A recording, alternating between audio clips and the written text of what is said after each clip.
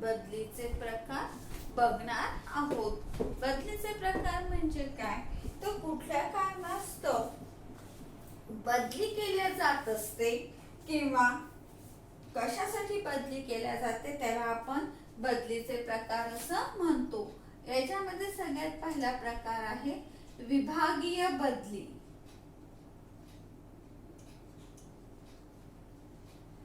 एकाच संस्थेचे एकाच व्यवसायाचे अनेक विभाग असतात आणि ज्यावेळेस एका विभागातून दुसऱ्या विभागामध्ये कर्मचाऱ्याची बदली केल्या जात असते तेव्हा त्याला आपण विभागीय बदली असं म्हणत असतो।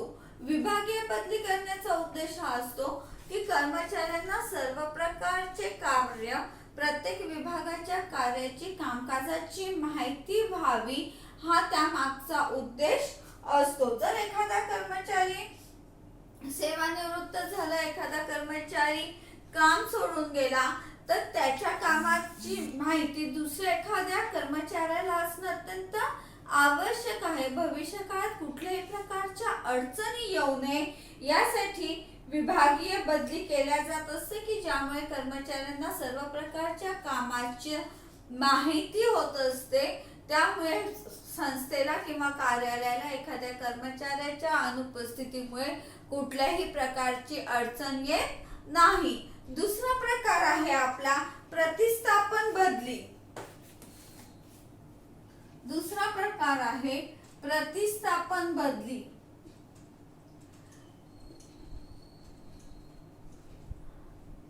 प्रतिस्थापन बदली आणि विभागीय बदली हे दोन्ही पण जवळपास सारखेच आहे, याच्यामध्ये विशेष प्रकारचा फरक नाही आहे। याच्यामध्ये कर्मचाऱ्याला एका विभागातून दुसऱ्या विभागात किंवा एका ठिकाणावरून दुसऱ्या ठिकाणी कार्यासाठी पाठवले जाते आणि त्या ठिकाणी त्याच्या जुन्याच कार्याशी संबंधित मिळते जुळते असे कार्य त्याला दिले जात असते, त्याला आपण म्हणतो प्रतिस्थापन बदली असं म्हणत असतो। त्यानंतरची महत्त्वाचा बदलीचा प्रकार आहे पाळी बदली।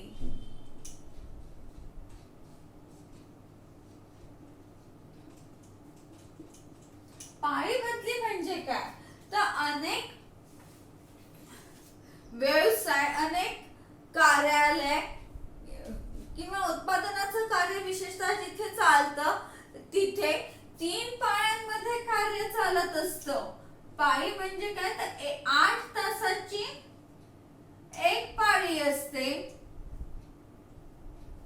8 तासाची एक पाळी असते आणि दुसरी 8 तासाची आणि तिसरी 8 तासाची।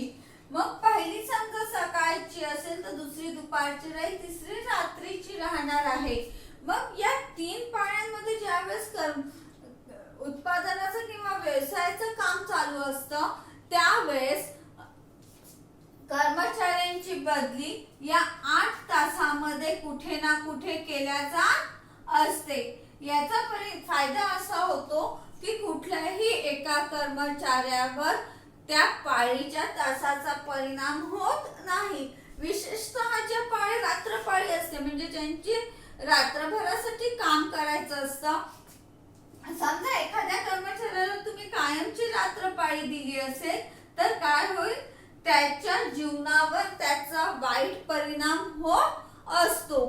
त्याच्या कौटुंबिक जबाबदाऱ्या असतात, त्याच्या बाकीच्या जबाबदाऱ्या असतात आणि या सर्व जबाबदाऱ्या पार पाडणं त्याला रात्रपाळीची ड्युटी जर कायमची दिली तर त्याला करणे शक्य होत नाही किंवा त्याच्यासाठी ते गैरसोयीचं असतं, कारण की त्याचे बाकीचे कार्य राहून जातात। मग या 3ही पाळ्यांमध्ये जे कर्मचारी काम करत असतात यांना अल्टरनेट पाळ्या दिल्या जात असतात। त्यामुळे प्रत्येक कर्मचाऱ्याला दुसऱ्या पाळीमध्ये काम करणाऱ्या कर्मचाऱ्यांच्या काय समस्या आहे याबद्दलची जाणीव होते आणि कुठल्याही विशिष्ट कर्मचाऱ्यावर अन्याय न होता त्यांना या पाळ्या सतत त्यांच्या बदलत राहत असतात। याला आपण म्हणतो पाळी बदली। त्याचं काम तेच असतं, फक्त यामध्ये त्याच्या कामाच्या तासाच्या ज्या वेळा असतात या बदलत असतात। समजा एखाद्याचं सकाळी 8 ते दुपारी 2 असेल, 3 असेल, तर दुसऱ्याचं 3 ते रात्री 8 असेल, दुसऱ्याचं नंतरचं 8 ते सकाळपर्यंत काम असेल, तर अशा वेळेस कुठल्याही कर्मचाऱ्याला एकाच वेळेस काम न देता त्याला त्याच्या पाळ्या बदलत जातात. त्या व्यवसायाच्या धोरणानुसार हे पाळी बदलीचं कार्य होत असतं. कोणी दर आठवड्याला बदलतं, कोणी त्यांच्या कंपनीचे जे काही नियम असेल किंवा धोरण असेल, या धोरणानुसार या पाळ्यांची बदली केल्या जात असते. कर्मचाऱ्याच्या कार्यामध्ये, त्याच्या वेतनामध्ये कुठल्याही प्रकारचा बदल होत नाही. त्याच्या अधिकारी आणि जबाबदाऱ्या यामध्ये सुद्धा बदल होत नाही. तर फक्त त्याच्या कामाच्या तासामध्येच म्हणजे कामाच्या वेळेमध्येच बदल होतो, त्याला आपण म्हणतो पाळी बदली. त्यानंतरचा आहे परिवर्तनीय बदली.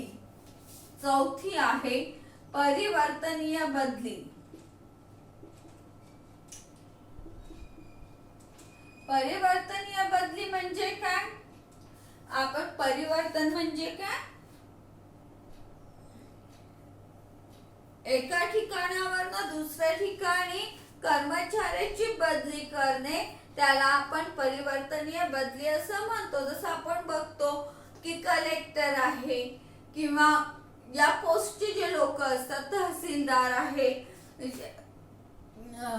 DSP आहे वगैरे, यांच्या दर 3 वर्षांनी बदल्या होत असतात आणि या बदल्या त्यांच्या महाराष्ट्रामध्ये कुठे पण होऊ शकतात आणि या बदल्या कंपल्सरी असतात. म्हणजे त्याच्यामध्ये कुठल्याही प्रकारचे त्यांना एक्सक्यूज किंवा सूट भेटत नाही. तर एका विशिष्ट ठराविक कालावधीनंतर या कर्मचाऱ्यांच्या ऑफिसर्स लोकांच्या कंटिन्यू बदल्या होत असतात. याला आपण म्हणू परिवर्तनीय बदली असं म्हणत असतो आपण. म्हणजेच यांच्या कार्याच्या जागेवरनं सतत काय होत असते?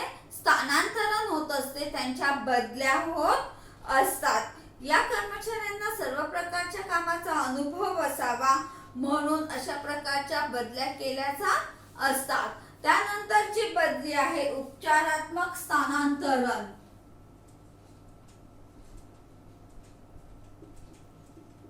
उपचारात्मक स्थानांतरण. उपचारात्मक स्थानांतरण म्हणजे काय? ज्या वेळेस एखाद्या कर्मचाऱ्याचं तिथे त्या विभागातील कुठल्याही कर्मचाऱ्याशी पटत नाही, त्यांच्यामध्ये नेहमी समस्या निर्माण होतात, अशा वेळेस त्या विशिष्ट कर्मचाऱ्याची बदली केल्या जात असते. कारण की एखाद्या कर्मचाऱ्याचा आपल्या बॉस सोबत पटत नसेल किंवा इतर कर्मचाऱ्यांसोबत जर पटत नसेल, तर याचा परिणाम त्या विभागातील कर्मचाऱ्यांच्या कार्यक्षमतेवर मोठ्या प्रमाणावर होत असतो. त्या विभागाची शांतता नष्ट होत असते, म्हणजेच तिथे सतत कलहाचं वातावरण निर्माण होतं. हे टाळण्यासाठी त्या विशिष्ट कर्मचाऱ्याची बदली एका विभागातून दुसऱ्या विभागात केल्या जात असते. याला आपण म्हणतो उपचारात्मक बदली. त्या कर्मचाऱ्याला कामावरनं काढून टाकायचं नाही, तो सक्षम आहे, चांगला आहे, फक्त त्याचा त्या विभागातील इतर कर्मचाऱ्यांसोबत, विभाग प्रमुखासोबत पटत नसतं, त्यांचे ते ऍडजस्टमेंट जमत नाही एकमेकांसोबतची. अशा वेळेस त्या कर्मचाऱ्याची तिथून बदली केल्या जाते. त्याला आपण म्हणतो उपचारात्मक बदली असं म्हणत असतो. बदली करत असताना पुढील मुद्दे विचारात घेणं आवश्यक आहे. बदली ही वस्तुनिष्ठ असावी. बदली कशी असली पाहिजे? वस्तुनिष्ठ असली पाहिजे. यात कार्यक्षमता आणि प्रशिक्षणाचा विचार व्हावा.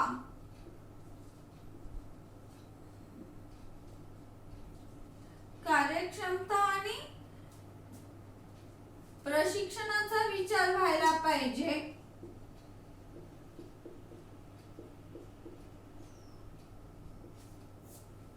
त्यानंतर महत्त्वाची गोष्ट म्हणजे बदली झालेल्या कर्मचाऱ्याला मानसिक स्थैर्य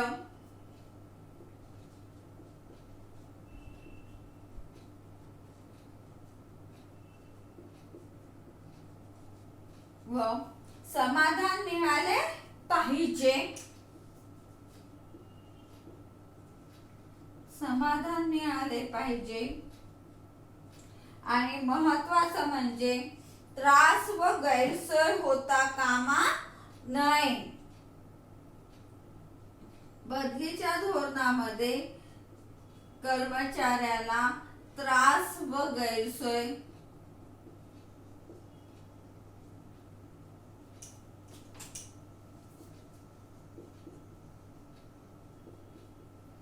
होता कामा नये. हे महत्वाचे मुद्दे बदली करत असताना विचारात घ्यावयास पाहिजे. वस्तुनिष्ठ बदली म्हणजे बदली करत असताना कुठल्याही प्रकारचा पक्षपात होता कामा नये. कोणाच्या फायद्या तोट्याचा विचार न करता आवश्यकता जिथे आहे आणि नियमानुसारच ती बदली करायला पाहिजे. बदली करत असताना कर्मचाऱ्यांची गैरसोय होता कामा नये, त्याला त्रास पण होता कामा नये. कारण की जर कर्मचाऱ्याला त्रासाच्या ठिकाणी किंवा गैरसोयीच्या ठिकाणी बदली भेटत असेल तर त्याचं कामामध्ये लक्ष लागणार नाही, त्याची कार्यक्षमता ही आपोआपच कमी होईल आणि त्याचा परिणाम व्यवसायाच्या कार्यक्षमतेवर किंवा व्यवसायावर मोठ्या प्रमाणावर होत असतो. त्यामुळे बदली करत असताना कर्मचाऱ्याच्या त्रासाचा आणि गैरसोयीचा विचार करणं अत्यंत आवश्यक आहे की ज्या ठिकाणी आपण कर्मचाऱ्याला पाठवत आहोत तिथे तो सूट होणार आहे किंवा नाही, त्याच्यासाठी ती जागा योग्य आहे किंवा नाही याचा विचार देखील करायला पाहिजे. त्यानंतर कार्यक्षमता व प्रशिक्षणाचा विचार असावा. कार्यक्षमता व प्रशिक्षणाचा विचार असायला पाहिजे. कार्यक्षमता म्हणजे त्याची कार्यक्षमता जी आहे, प्रत्येक कर्मचाऱ्याची कार्यक्षमता ही वेगवेगळी असते. ज्या ठिकाणी आपण त्याला बदलीच्या ठिकाणी पाठवत आहोत तिथे त्याच्या कार्यक्षमतेचा महत्तम उपयोग केला जाणार आहे किंवा नाही याचा सुद्धा विचार करणं अत्यंत आवश्यक आहे. त्यासोबतच त्यांनी जे काही प्रशिक्षण घेतलेलं आहे त्याचा सुद्धा उपयोग त्याला होतो किंवा नाही बदलीच्या ठिकाणी हे सुद्धा तपासून बघणं अत्यंत आवश्यक आहे. समजा असं गृहीत धरा की अनावाची व्यक्ती आहे आणि ती अतिशय हुशार आहे, स्वतःच्या कामात प्रॉम्प्ट आहे आणि ती सध्या जिथे कार्यरत आहे तिथे ती पूर्ण कार्यक्षमतेने कार्य करून सुद्धा ती मदतीची नेचर असल्यामुळे, स्वभाव असल्यामुळे ती आजूबाजूच्यांनाही काय करते आहे, कार्यामध्ये मदत करत आहे. हेही तिच्या कार्याच्या वेळेस स्वतःच दिलेलं कार्य पूर्णपणे कार्यक्षमतेने करून ती हे कार्य करत असते. अशा कार्यक्षम व्यक्तीची, उत्साही व्यक्तीची बदली समजा तुम्ही अशा डिपार्टमेंटला केली की जिथे त्याला काही कामच नाही आहे, त्याचं काम अत्यंत कमी वेळात होणार आहे आणि त्याचा इतर वेळेचा अपव्यय होणार आहे, तिथे कोणालाच कुठल्या स्वरूपाचं विशेष प्रकारचं काम नाही आहे, अशा ठिकाणी जर बदली झाली तर काय होईल, त्या व्यक्तीच्या कार्यक्षमतेचा, प्रशिक्षणाचा, सगळ्या गोष्टींचा अपव्यय होणार आहे. म्हणजेच त्याचा फायदा व्यवसाय संघटनेला होणार नाही. त्यामुळे बदली करत असताना कर्मचारी कशा स्वरूपाचा आहे, त्याची कार्यक्षमता किती आहे, त्यांनी कुठल्या प्रकारचं प्रशिक्षण घेतलेलं आहे, कुठल्या कार्यामध्ये तो कुशल आहे, या सर्व गोष्टींचा विचार करूनच बदली करणं अत्यंत आवश्यक आहे. त्यानंतर आहे बदलीचे धोरण. बदलीचे धोरण म्हणजे काय? ज्यावेळेस बदली केल्या जात असते म्हणजे कुठल्या नियमानुसार तुम्ही बदली करत आहात किंवा कशा पद्धतीने बदली करत आहात त्याला आपण म्हणू बदलीचे धोरण. सगळे धोरण म्हणजे नियम म्हणू शकतो आपण, त्यांचे ठरलेले सिद्धांत म्हणू शकतो किंवा निश्चित प्रकारची माहिती म्हणू शकतो. ते धोरण ठरवत असताना सगळ्यात महत्त्वाचं म्हणजे कर्मचाऱ्याला त्याची माहिती असणं आवश्यक आहे. कर्मचाऱ्यांना कल्पना असावी. अचानक कर्मचाऱ्याची बदली होता कामा कर्मचाऱ्याला माहित असावे. जसं आपण म्हटलेलं आहे की जिल्हा अधिकारी आहे, तहसीलदार आहे, मोठमोठ्या पदावर कार्य करणारे जे अधिकारी लोक आहे, यांना निश्चितपणे माहित असतं की दर 3 वर्षानंतर आपली बदली ही 100% होणारच आहे. म्हणजे ज्यावेळेस ते नोकरी स्वीकारत असतात त्यावेळेस त्यांना निश्चितपणे माहित असतं की आपली बदली ही होणारच आहे. त्याचप्रमाणे एखाद्या व्यवसायाचं स्वरूप मोठं असेल, त्याच्या अनेक ठिकाणी शाखा असेल, तर नोकरी देत असतानाच कर्मचाऱ्यांना याबद्दलची स्पष्टपणे जाणीव द्यायला पाहिजे की तुमची बदली निश्चित नियमानुसार होऊ शकते आणि ती तुम्हाला स्वीकारावी लागणार आहे. याबद्दलची कल्पना कर्मचाऱ्यांना देणं अत्यंत आवश्यक आहे. अचानकपणे बदली करू नये, पूर्वसूचना देणं अत्यंत आवश्यक आहे. त्यानंतरची महत्त्वाची गोष्ट म्हणजे निश्चित नियम असावे. बदलीबद्दलचे नियम हे निश्चित असावे, कारण की कुठल्याही प्रकारचा पक्षपात होणार नाही याबद्दलची खात्री अधिकाऱ्याने करून घेणं आवश्यक आहे. ज्यावेळेस बदली केल्या जाते त्यावेळेस सर्वांना समान न्याय या तत्वाने बदली व्हायला पाहिजे. म्हणजेच बदलीचे निश्चित नियम पाहिजे. अधिकाऱ्याच्या मनात आलं एखाद्या कर्मचाऱ्यासोबत पटत नाहीये, तो अडचणीचा वाटत आहे म्हणून त्याची बदली केली असं होता कामा नये. तर एखाद्या निश्चित नियमानुसारच कर्मचाऱ्यांची बदली करायला पाहिजे. प्रत्येक संस्थेने स्वतःचे बदलीचे नियम निश्चित करायला पाहिजे आणि त्यानंतर या नियमांचं तंतोतंत पालन करणं अपेक्षित असतं. त्यामुळे कुठल्याही कर्मचाऱ्यावर अन्याय होत नाही किंवा पक्षपातीपणाची वागणूक दिल्या गेल्याची भावना कर्मचाऱ्यांमध्ये निर्माण होत नाही, कारण की त्यांना या नियमांबद्दलची निश्चित माहिती असते. तिसरं महत्त्वाचं म्हणजे बदलीचा अधिकार व त्याला मान्यता. तिसरं महत्त्वाचं म्हणजे अधिकार व मान्यता. आपण बघितलेलं आहे कुठलेही कार्य करीत असताना ते कार्य करण्याचा अधिकार कोणाला आहे, त्या कार्याची मान्यता देण्याचा अधिकार कोणाला आहे याबद्दलची स्पष्ट माहिती असणं अत्यंत आवश्यक आहे. अधिकाऱ्यांच्या अधिकाराबाबत आणि त्यांना असलेल्या मान्यतेच्या अधिकाराबद्दल सुद्धा माहिती असणं आवश्यक आहे. नाहीतर बरेचदा असं होऊ शकतं की अधिकारी आपल्या स्वतःच्या अधिकाराचा गैरवापर करून, त्याच्या मर्यादा ओलांडून तो आपल्या अधिकाराचा गैरवापर करून सुद्धा बदल्या करू शकतो. असं होता कामा नये. ज्यावेळेस बदल्या केल्या जात असतात त्यावेळेस बदली करण्याचा अधिकार कोणाला आहे, त्याचे निश्चित नियम काय आहे, त्या बदल्या केल्यानंतर त्याला मान्यता देण्याचा अधिकार कोणाला आहे, या सर्व गोष्टींची स्पष्ट माहिती असणं अत्यंत आवश्यक आहे. त्याचबरोबर बदलीचे परिक्षेत्र कोणते राहील हा त्याहून महत्त्वाचा मुद्दा. परिक्षेत्र म्हणजे काय, तर कुठे बदली होईल.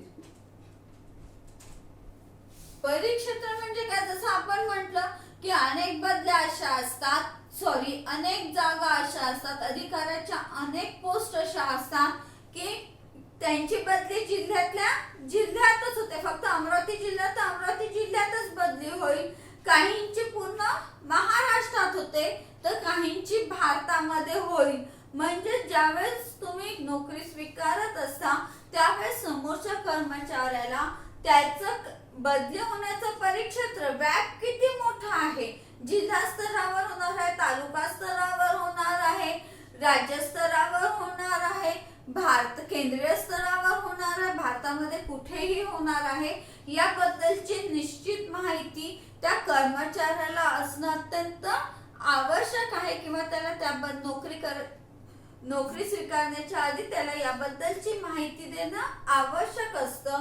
त्यामुळे कर्मचारी त्या प्रकारे मानसिकरित्या तयार राहत असतो आणि त्याचा परिणाम त्याच्या बदली झाल्यानंतर त्याचा परिणाम त्याच्या कार्यक्षमतेवर होत नाही. जसं आमची बदली होतच नाही, मग अचानक समजा आमची बदली उद्या कोणी उठून अमरावतीवरनं आम्हाला नागपूरला पाठवलं, यवतमाळला पाठवलं, तर आमच्या कार्यक्षमतेवर त्याचा परिणाम होणार आहे, कारण की आम्ही मानसिक दृष्ट्या ती बदली स्वीकारण्यास तयार नाही आहोत.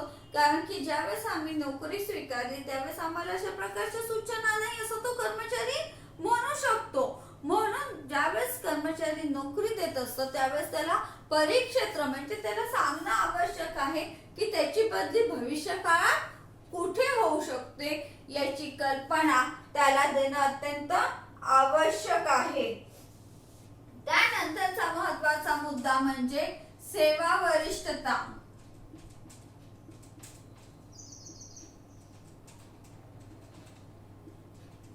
बदली स्वीकारल्यानंतर कर्मचाऱ्याच्या ज्येष्ठतेमध्ये म्हणजे सिनियरिटीमध्ये सिनियरिटीवर काय परिणाम होणार आहे याची माहिती त्या बदली करत असताना कर्मचाऱ्याला देणं आवश्यक आहे. मी इथून दुसऱ्या ऑफिसला जात असेल तर मग माझं हेच पद कायम राहणार आहे की मी वरच्या पदावर कार्यरत होणार आहे याबद्दलची माहिती मला असणं अत्यंत आवश्यक आहे. कारण की इथे मी जर बॉस असेल तर दुसरीकडे जाऊन मी कोणाच्या हाताखाली काम करणार आहे का, ते काम मला करावं लागणार आहे का याची स्पष्ट कल्पना मला देणं अत्यंत आवश्यक आहे. त्याचबरोबर बदली ठरवत असताना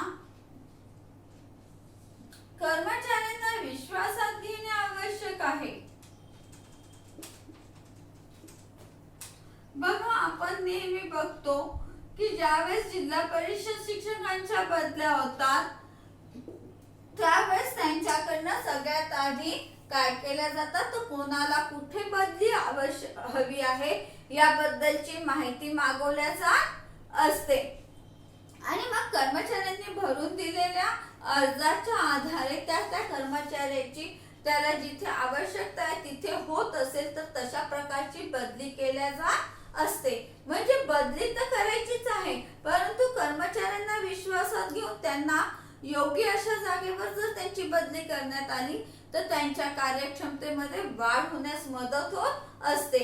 म्हणून ज्यावेळेस बदली केल्या जाते त्यावेळेस कर्मचाऱ्यांना विश्वासात घेणं, त्यांना सांगून अशा प्रकारच्या बदल्या करणं अत्यंत आवश्यक आहे. त्यानंतरचा आपला मुद्दा आहे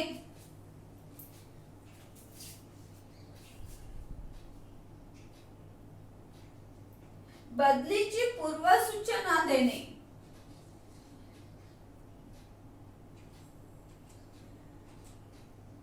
सातवा मुद्दा आहे आपला पूर्वसूचना देणे. जरी कर्मचाऱ्यांनी सर्व प्रकारची माहिती असून आपली नोकरी स्वीकारलेली आहे तरीही अचानक त्याची बदली करता कामा नये, तर त्या कर्मचाऱ्याला त्याची बदली होणार आहे याबद्दलची सूचना आधी देणं अत्यंत आवश्यक आहे. कारण की कर्मचारी हा कधीही एकटा नसतो, तो कर्मचाऱ्यासोबत त्याच्या कुटुंब असतात, त्याच्या जबाबदाऱ्या असतात आणि अचानक कर्मचाऱ्याला म्हटलं की तू इथून जाऊन दुसरीकडे राहा तर त्याला ते सहजासहजी शक्य होत नाही. अशा वेळेस जर त्या कर्मचाऱ्याला पूर्वसूचना दिलेली असेल की तुझी 2 महिन्यांनी बदली होणार आहे, तुला इथे इथे जायचं आहे, अशा प्रकारच्या जर पूर्वसूचना त्या कर्मचाऱ्याला दिल्या असेल तर तो कर्मचारी मानसिक दृष्ट्या तयार राहतो. त्याचप्रमाणे तो आपले कौटुंबिक जबाबदाऱ्या सुद्धा कशा प्रकारे पार पाडायच्या आहे याचं पूर्व नियोजन करू शकतो. याचा फायदा त्याच्या कार्यक्षमतेवर निश्चित प्रमाणात होत असतो. मला माहिती आहे की 2 महिन्यानंतर मला पुण्याला जायचं आहे नोकरीसाठी, तर मी बदलीची नोकरी स्वीकारल्यामुळे मी पुण्याला जायला तयारच होईल.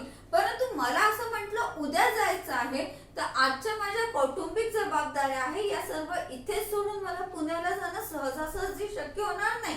नोकरी आहे म्हणून मी जाईलही, परंतु माझं अर्ध लक्ष अमरावतीत राहील आणि अर्ध पुण्यात राहील, कारण इथे माझं संपूर्ण कुटुंबियांना मी एकटं सोडून जात आहे. बरोबर आहे ना. परंतु समजा मला 1 महिना आधी 15 दिवस आधी अशा प्रकारची सूचना भेटली की तुमची जी बदली होत आहे ही पुण्याला होत आहे, तर अशा वेळेस मी माझ्या ज्या काही कौटुंबिक जबाबदाऱ्या असेल या व्यवस्थितपणे त्यांची सोय लावून त्या पार पाडून कुटुंबियाला सोबत घेऊन किंवा त्यांना इथे राहायचं असेल तर एकटं राहण्याची त्यांची सोय करून मी निश्चिंत मनाने पुण्याला जाऊन माझी नोकरी करू शकते. म्हणजे कर्मचाऱ्यांना तेवढा पुरेसा वेळ देणं, त्यांना पूर्वसूचना देणं अत्यंत आवश्यक आहे. आज आपण बदली आणि बदलीचे धोरण याबद्दलची माहिती घेतलेली आहे. पुढच्या याच्यात आपण पदावनती बद्दल शिकणार आहोत. पदावनती म्हणजे काय आहे ते आपण पुढच्या याच्यात बघूया.